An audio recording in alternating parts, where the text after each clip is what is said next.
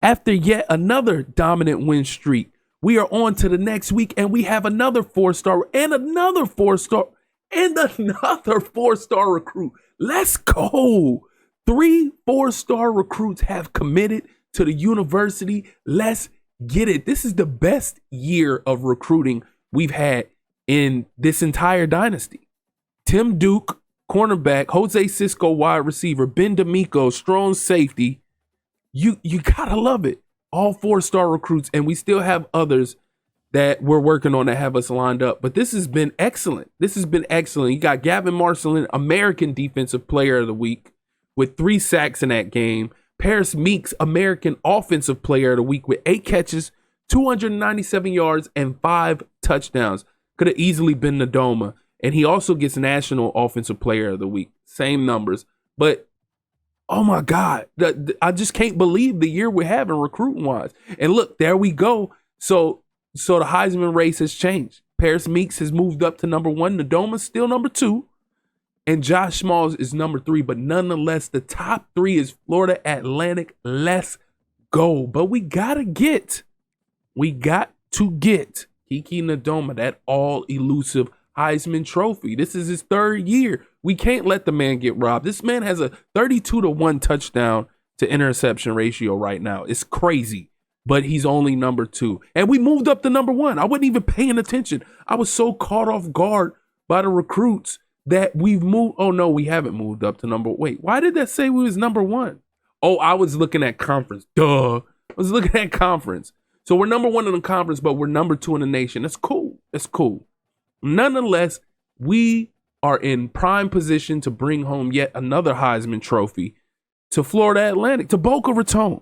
And we got Tulsa this week, and they're 4-2, 2-1 in the conference. So, of course, with the recruits committing like they have, we have 505 hours available. And right now, as it presently stands, we have the 6th best recruiting class in the nation. Let's go.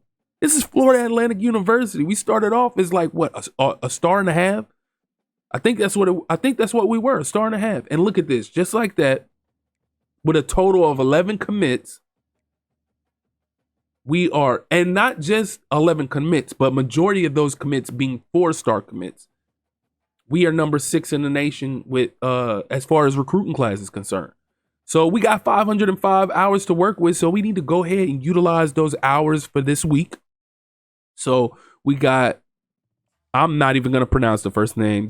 I'm telling you, this AI generated names that they generate for these players is insane. But so we up to 400, we're down to 465 hours. So we need to go ahead and start scheduling visits for these guys that we don't have visits scheduled for.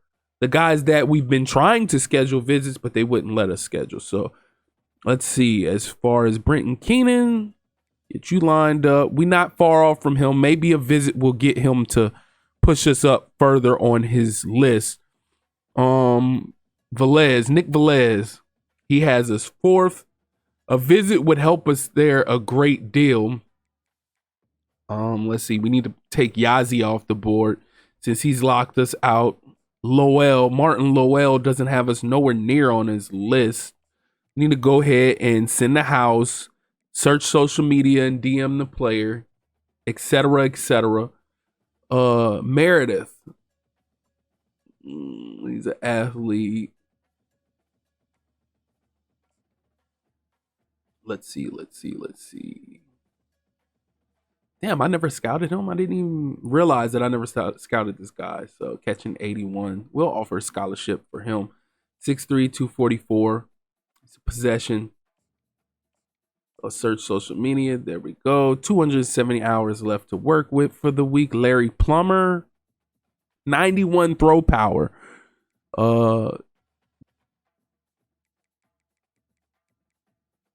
Don't necessarily really need a quarterback like Say So right now, so we'll revisit that one. But we got a visit scheduled for Waddle. What else? Kukwa. We don't have any hours invested in Kukwa. Let's see. Prospect list. So of our 21 targets, we have 11 committed. So we don't need a ton more. We do not need a ton more. I can add a few more people to our prospect or our recruiting board, should I say. I can add a few more people to our recruiting board, but we don't want to go overboard. Because again, we're at 11. The target every year is 15 to 20, 15 to 17, 15 to 20. Right now we're at 11, so we really don't need a ton more.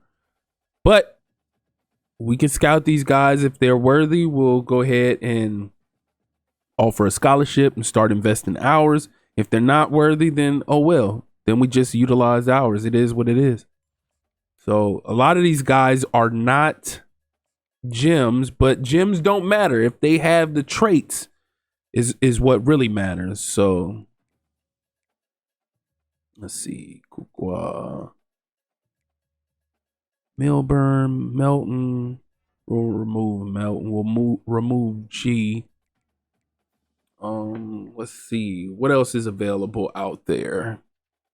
At this point, with how great of a recruiting class this has turned out to be, we really could just mess around and utilize these hours on scouting instead of like actually investing it into a lot of these guys, like say. So I mean, we're still investing it because we're scouting the guys, but you get my drift. You get my drift. Not utilizing it as far as like really pursuing these players, just really scouting. Like it's not necessary that we have to really try to recruit these guys. Just scouting. If they're worthy of being recruited, we'll recruit them. But right now we have a good class going. We don't want to force something that doesn't need to be forced. So let's see. Here's Tumor, right tackle now. Dang, a lot of these guys are lacking right now. Some of these 3 stars. Glenn Wren, we'll go ahead and offer him a scholarship. He's worthy enough. Send the house. Got 85 hours left for the week. Channing Gold, what he has? Speed was a 63. We'll offer him a scholarship as well. Send the house. And let's see. We'll go ahead and offer Paul Guidry a scholarship. DM the player. Search social media. And we got 10 hours left. I never offered Kukwa a scholarship. Interesting. All right. Well, hey. That might be it for the week for us. Let's see. That's about... I might just hold on to those 10 hours right there. Yeah, we'll go ahead and hold on to those 10 hours. And we're going to go ahead and cut this episode right here. We'll get into the game action against Tulsa in the next episode. For the time being, if you're here for the first time or you're returning and you haven't liked or subscribed already, please do so. Click that notification tab so you can stay up to speed with not only this Florida Atlantic Dynasty rebuild, but other college football 25 content as well. Again, I appreciate you all for tuning in. That's been my time. Till next time. Peace.